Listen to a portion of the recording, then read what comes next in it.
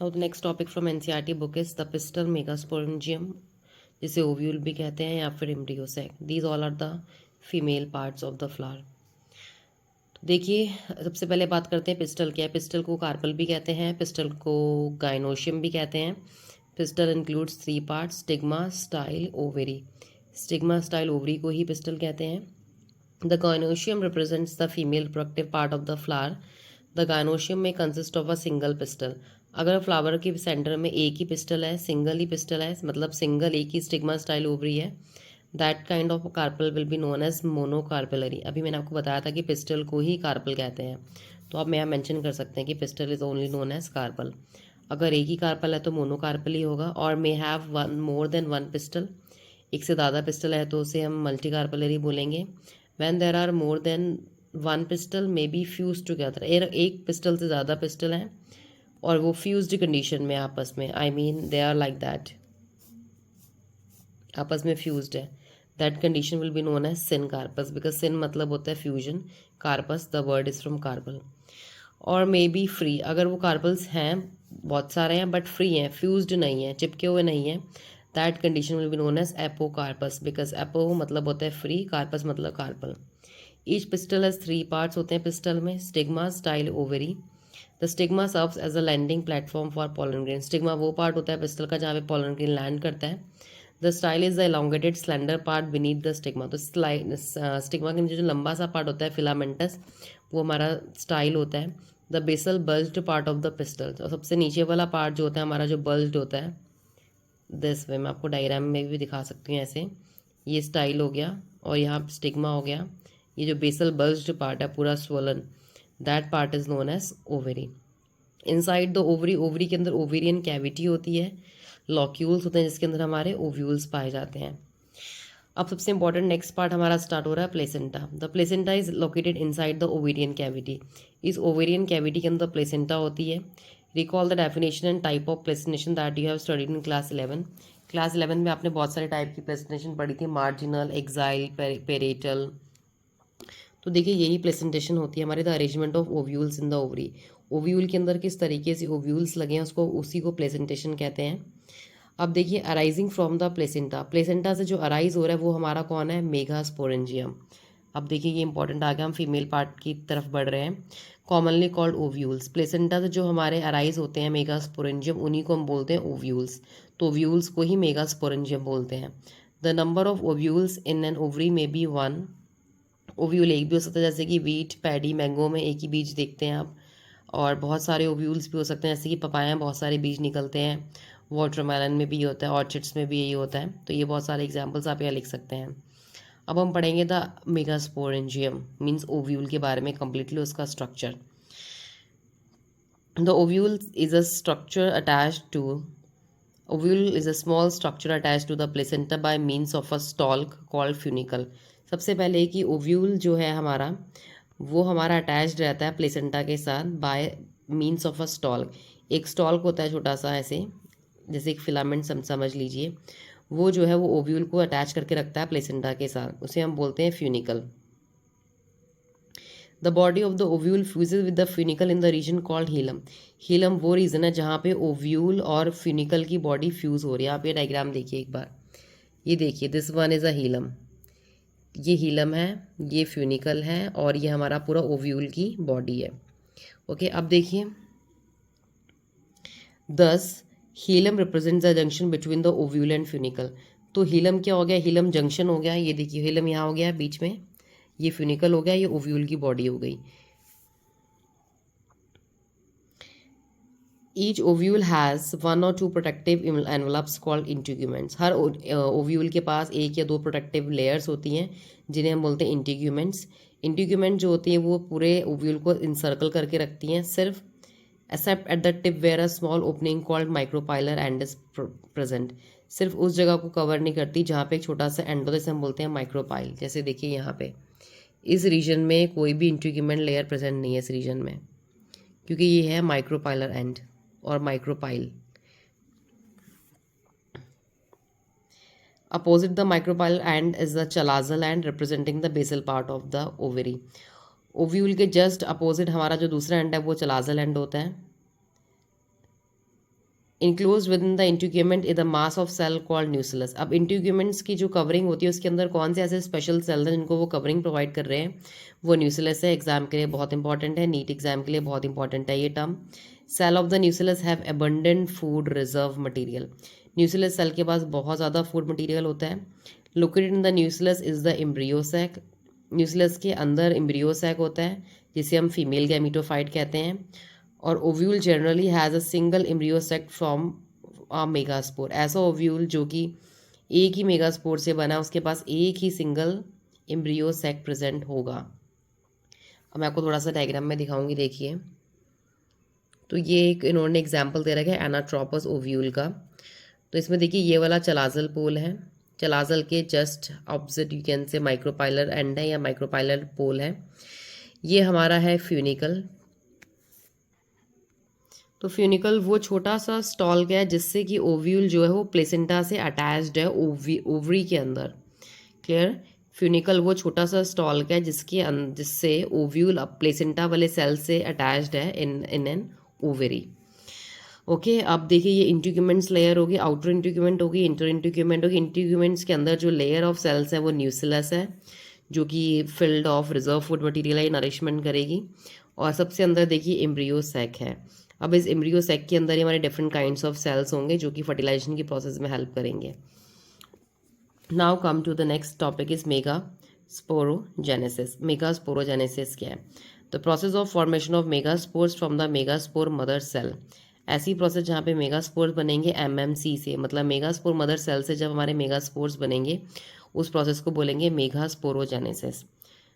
तो मतलब मेगास्पोर्स को बनाने के लिए हमें एमएमसी सेल्स चाहिए। Ovules generally differentiate a single megaspore mother sales in the micropylar reason. तो ये कह रहे हैं कि जो ओव्यूल्स होते हैं वो एक सेल को डिफरेंशिएट अलग कर देते हैं, बिल्कुल उस सेल को बोलते हैं एमएमसी। और वो कौन सी रीजन में होता है? माइक्रोपाइलर रीजन, बिकॉज यही एमएमसी जाके मेगास्पोर्स बनाएगा और फिर हमारी मेगास्पोरोजेनेसिस की प्रोसेस कंप्लीट होगी। और ये जो सेल डिफरेंशिएट होगा ये न्यूसिलस वाले रीजन में होगा। अब ये सेल देखिए कैसा जो डिफरेंशिएट हो रहा है। It is a large cell containing dense cytoplasm and a prominent nucleus होगा इसके अंदर। The MMC undergoes meiotic divisions. MMC जो मेगास्पोर मदर सेल्स होंगे ये म्योटिक डिवीजन करेंगे। अब देखिए यहाँ पे क्वेश्चन है, what is the importance of MMC undergoing meiosis. जो मेगास्पोर मदर सेल्स मियोसिस जा रहे हैं उनकी क्या इंपॉर्टेंस है? Very easy. कोई भी सेल मियोसिस क्यों करता है? To maintain ploidy of megaspore, ताकि मेगास्पोर की प्लॉइडी क्रोमोसोम नंबर मेंटेन रहे। It reduces the chromosome number, जो मियोसिस ऑफ क्रोमोसोम नंबर को रिड्यूस करती है, इसलिए ये इंपॉर्टेंट है। तो इस क्वेश्चन का आंसर हमारा ये हो गया। Meiosis results in the production of 4 megaspore. अब मियोसिस से हमारे 4 मेगास्पोर्स बन जाते हैं। So now we will see, एक बार आप यहाँ पर डायग्राम में देख सकते हो थोड़ा सा, ये हमारे न्यूसिलस के सेल हैं। अब यहाँ से हमारा जो एक सेल है वो डिफरेंशिएट हो रहा है, इसको हम एमएमसी मेगास्पोर मदर सेल बोलेंगे। एमएमसी पहले डिवाइड होगा 2 सेल्स में, that will be known as megaspore dyad. फिर ये हमारा डिवाइड होगा 1 2 3 4 सेल्स में। तो 1 cell is divided into 4 cells. This process is known as meiosis. यहाँ पे क्रोमोसोम नंबर रिड्यूस्ड हो रहे हैं। प्लाइडी ऑफ मेगास्पोर्स की मेंटेन करने के लिए मियोसिस यहाँ पे ज़रूरी है। Now we will read about female gametophyte, उसका स्ट्रक्चर क्या है, उसके अंदर कौन कौन से सेल्स प्रेजेंट होते हैं। So next topic is female gametophyte. In majority of flowering plants one of the megaspore is functional. ज़्यादातर फ्लावरिंग प्लांट्स में क्या होता है कि हमारे जो 4 मेगास्पोर बन रहे थे अभी एक से, उनमें से कोई भी एक ही मेगास्पोर फंक्शनल होता है और 3 मेगास्पोर जो होते हैं हमारे डीजेनरेट हो जाते हैं, वहाँ पे ख़त्म हो जाते हैं। Only the functional megaspore develops into the female gametophyte. और 4 में से जो एक फंक्शनल मेगास्पोर होता है फंक्शनल, वो ही सिर्फ ऐसा मेगास्पोर है जो पूरा का पूरा फीमेल गैमेटोफाइट जो पूरा का पूरा एम्ब्रियो सैक फॉर्म कर सकता है। This method of embryo sac formation from a single MMC megaspore is termed monosporic development. Very important for board exams as well as NEET. अब इसमें बोला है कि जो हमारा एक मेगास्पोर से जो भी हमारा एम्ब्रियो सैक बनेगा उसको बोलेंगे मोनोस्पोरिक डेवलपमेंट। तो मोनोस्पोरिक डेवलपमेंट का आंसर आप लिख सकते हैं कि जब हमारा एम्ब्रियो सैक फॉर्म होगा सिर्फ सिंगल मेगास्पोर से, और अदर जो 3 मेगास्पोर से वो डीजनरेट हो जाएंगे। और यहाँ पे एक क्वेश्चन दे रखा है कि what will be the ploidy of the न्यूसिलस, MMC, the functional megaspore and female gametophyte. अब देखिए प्लॉइडी मतलब होता है कितने क्रोमोसोम नंबर होंगे इन सेल्स में जो पाए जाएंगे फीमेल फ्लावर, फीमेल गैमेट में या female part of the flower में।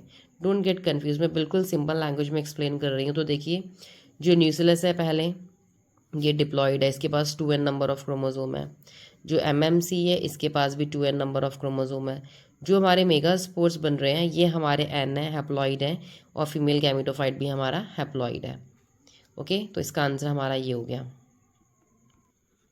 Now let us study formation of the embryo sac in a little more detail. The nucleus of the functional megaspore divides mitotically to form two nucleus with which move to the opposite poles. जो हमारे 4 में से एक megaspore बचा है, functional megaspore जिसे हम बार बार कह रहे हैं, ये मेगास्पोर जो है हमारे, इनका जो न्यूक्लियस है वो माइटोटिकली मतलब माइटोसिस से 2 न्यूक्लियस में डिवाइड करेगा और दोनों न्यूक्लियस अपोजिट पोल्स में चले जाएंगे। Just look over this diagram. 3 थे, तीनों डीजनरेट हो गए, एक बचा फंक्शनल। इसने माइटोटिक डिवीजन से 2 न्यूक्लियस में डिवाइड किया अपने आप को, और दोनों न्यूक्लिया हमारे कहाँ चले गए, दोनों न्यूक्लियस हमारे चले गए अपोजिट पोल्स में। जैसे ये डिवीजन हुआ, मैं थोड़ी देर यहीं दिखाऊंगी डायग्राम में, उसके बाद 2 मोर सिक्वेंशियल माइटोटिक डिविजन्स ऑकर, 2 और सिक्वेंशियल माइटोटिक डिविजन्स ऑकर होंगे, जिसकी वजह से ये पूरा का पूरा स्ट्रक्चर जो होगा वो 4 न्यूक्लिएट बन जाएगा। 1 2 3 4। उसके बाद देखिए क्या होगा, उसके बाद सेम 8 न्यूक्लिएट स्टेज आएगी, फिर से डिवीजन होगा इनमें, एक 2 में, फिर एक 2 में, एक 2 में, तो मतलब there will be 4 in each pole. फिर यहाँ पे 4 हो गए 4, तो आई मीन 2 4 8 न्यूक्लिएट स्टेज आएगी, ये न्यूक्लिएट स्टेज आएगी। इतने न्यूक्लियस हमारे एम्ब्रियो सेक के अंदर इकट्ठे हो रहे हैं। It is of interesting to note that these mitotic divisions are strictly free nuclear. ये बहुत इंपॉर्टेंट है कि यहाँ पे जितने भी डिविजन्स हो रहे हैं सारे फ्री न्यूक्लियर हो रहे हैं, मतलब कि इनके साइड्स में सेल वॉल कहीं नहीं बन रही है। I mean the nuclear division is not followed by cell wall formation. अब देखिए आफ्टर 8 न्यूक्लियर स्टेज के बाद क्या होगा, cell walls are laid down. जब 8 न्यूक्लियस बन जाएंगे एम्ब्रियो सेक के अंदर, उसके बाद सेल वॉल्स आनी शुरू हो जाएंगी। सेल वॉल्स आ रही हैं जिसकी वजह से ये टिपिकल गैमेटोफाइट या हमारा एम्ब्रियो सेक बनना शुरू हो जाएगा। देखिए इन तीनों के पास सेल वॉल होगी, इनके पास भी सेल वॉल आगे आनी शुरू हो गई है। ये सेंटर में तो पोलर न्यूक्लियर हमारे ऐसे ही रहते हैं। Observe the distribution of the cell inside the embryo sac. 6 of the 8 nuclei are surrounded by the cell wall। 8 में से 6 न्यूक्लियस हमारे सेल वॉल से सराउंडेड है। 1 2 3 4 5 6। Okay, look over here, final diagram. 1 2 3 nucleus के अपनी सेल वॉल्स बनी हुई हैं, 4 5 इनकी भी अपनी सेल वॉल हैं ये पूरी, और एक 6th वाला ये भी न्यूक्लियस है, इसके पास भी अपनी सेल वॉल है।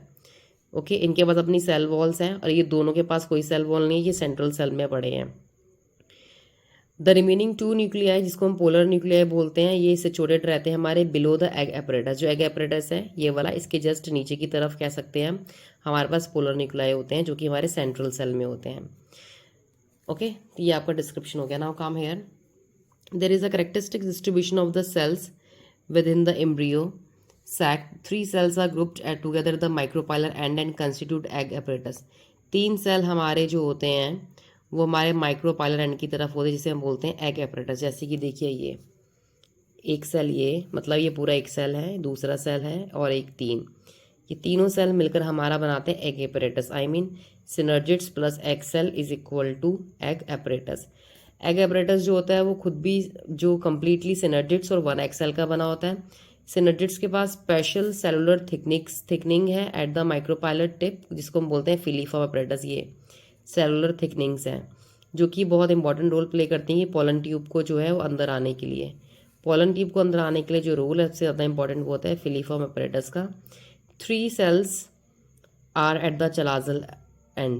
3 सेल्स हमारे होते हैं चलाजल एंड में, 1 2 3। इन तीनों को बोलते हैं एंटीपोडल सेल्स, और बीच में हमारा होता है लार्ज सेंट्रल सेल और 2 पोलर न्यूक्लियाई हो गए।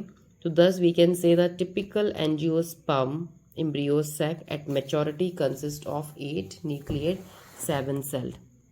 यहाँ पे देखेंगे the typical embryo sac at maturity के टाइम में जो टिपिकल एम्ब्रियो सैक होता है उसमें 8 न्यूक्लियस होते हैं, 7 सेल्ड होते हैं। मैं एक बार रिपीट करवा रही हूँ, प्लीज़ काउंट विद मी। पहले हम 8 न्यूक्लियस काउंट कर लें। 1 2 3 4 5 6 न्यूक्लियस, 7 एंड 8 न्यूक्लियस। 8 न्यूक्लियस हो गए। 7 सेल्स काउंट करें।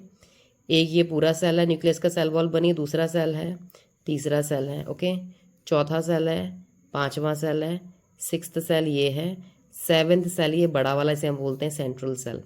तो देयरफॉर एंजियोस्पर्म का जो एम्ब्रियो सेक है वो मैच्योरिटी में 8 न्यूक्लियट एंड 7 सेल्ड स्टेज में पाया जाता है। ये एग्जाम आपका, ये क्वेश्चन आपका बोर्ड में भी आता है कि draw the stage of the mature embryo sac of an angiosperm. तो आपका ये टॉपिक क्लियर हो गया पूरा मेगास्पोरोजेनेसिस। नेक्स्ट चैप्टर में I will in next video I will explain you about pollination and its types.